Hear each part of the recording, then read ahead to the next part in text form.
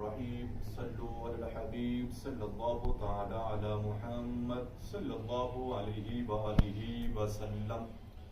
آج جو ہمارا موضوع ہے وہ ہے استغفار کے متعلق۔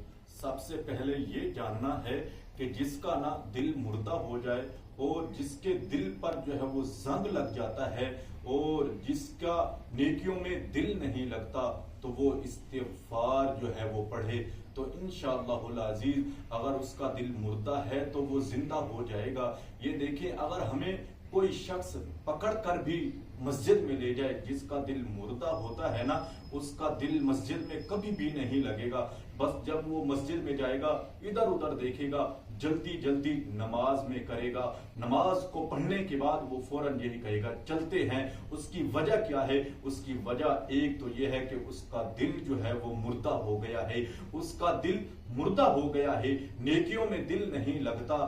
جب ایسا آپ لوگوں کے ساتھ یا آپ کے بھائیوں میں سے کسی کے ساتھ جب بھی دیکھیں کہ ایسا شخص ہے تو پھر اس کو یہ تلقین کریں کہ وہ زیادہ سے زیادہ جو ہے استغفار پڑھے۔